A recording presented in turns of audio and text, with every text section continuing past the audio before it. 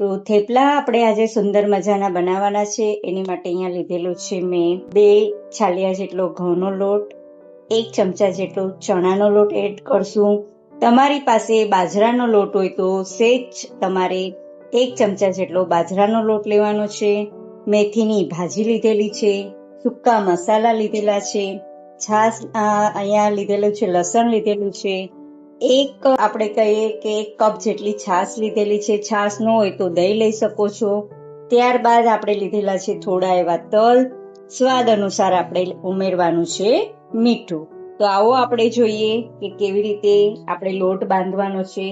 એકદમ તમે બહારગામ જાઓ એમાં પણ તમે લઈ જઈ શકો એવા આજે આપણે થેપલા બનાવવાના છે. તો મેં અહીંયા 1 ચમચી, મારે બાજરાનો લોટ નથી એટલે મેં અહીંયા ચણાનો લોટ ઓછો લેવાનો છે, નહીં તો કડક થઈ જશે થેપલા.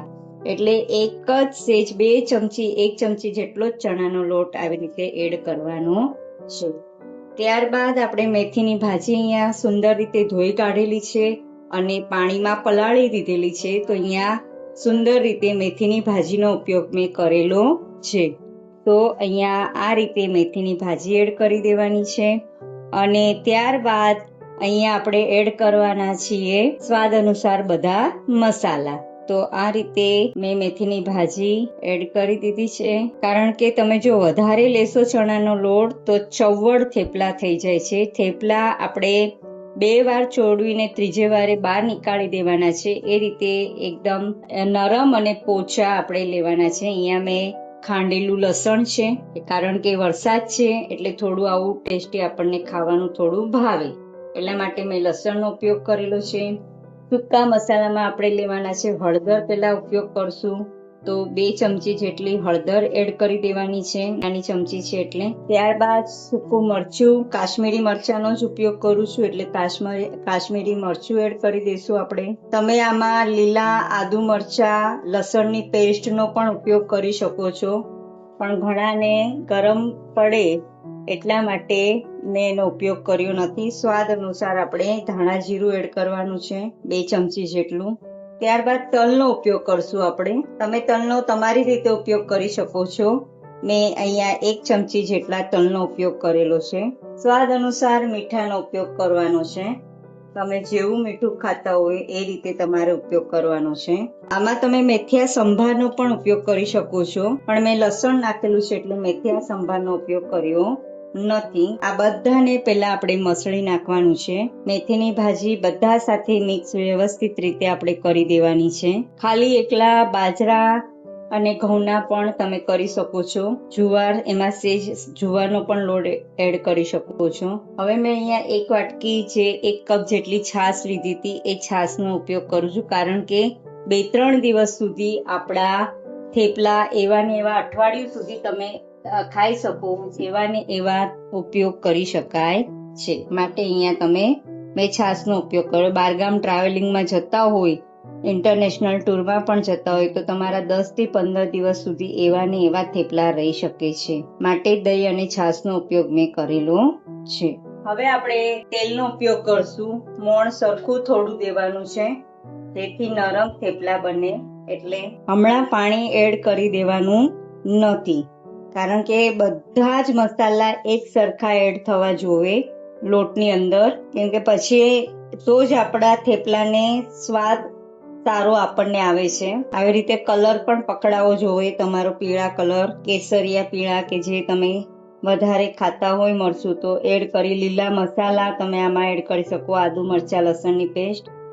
એટલે સુંદર અને ગરમ તમે એકલું થેપલું માખણ ઉપર લગાડીને પણ ખાઈ શકો છો. ચા થેપલા ખાઈ શકો છો, ચુંદો થેપલા, ગોળ કેરી, અને ગુજરાતી લોકોના ફેમસ ઢોકળા ને થેપલા, એ તો આપણા ગુજરાતીના તો ફેમસ જ હોય છે.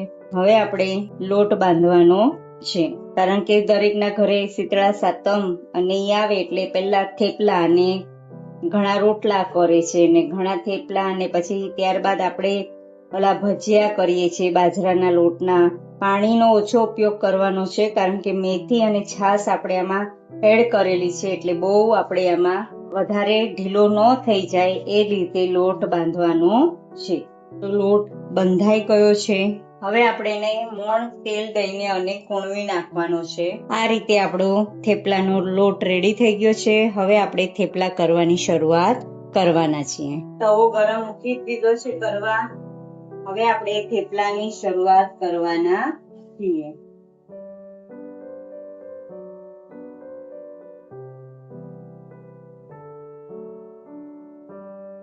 આ રીતે આપણા થેપલા રેડી કર્યા છે. થેપલાને બંને બાજુ પેલા સરખા ચડવા દેવા જોવે. તમે ફેરવ કરો વારંવાર તો થેપલા કડક થઈ જાય છે. માટે થેપલા ચોડાવવા માટે બંને બાજુ પેલા સરખા ધીમી આંચ પર એને સરખા ચોડવી લેવા જોઈએ. ચૂમકી થોડી પડી, આપણી ભાષામાં કહીએ તો ચૂમકી થોડી પડવી જોઈએ. આ એક સાઈડ જો આવી ચૂમકી તમને દેખાશે, આ રીતે ચૂમકી પડવી જોઈએ તો સીધું આપણે 4 વારમાં થેપલું બહાર. 1 વાર, 2 વાર, આ 2 વાર ને 4 વારમાં આપણું થેપલું બહાર આવી જાય. આ એક સાઈડ થઈ, આ બીજી સાઈડ થઈ.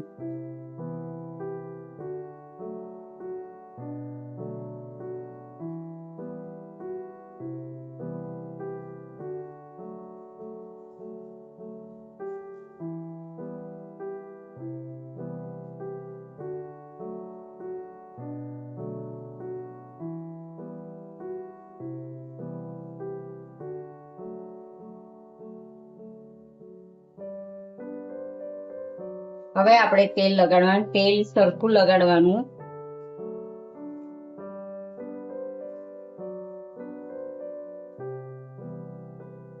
આ જો આ બીજી સાઈડની ચૂમકી.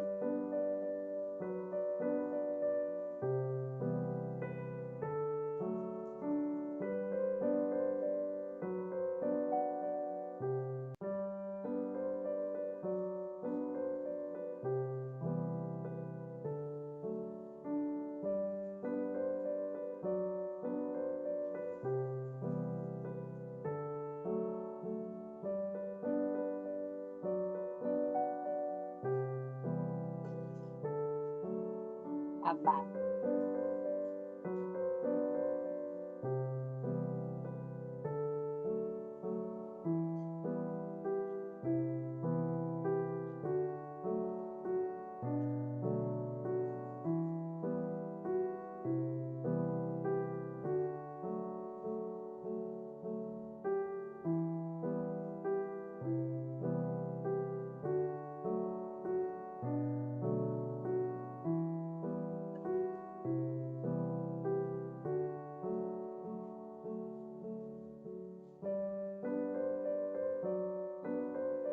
આ રીતે ચૂમકી પડવી જોઈએ.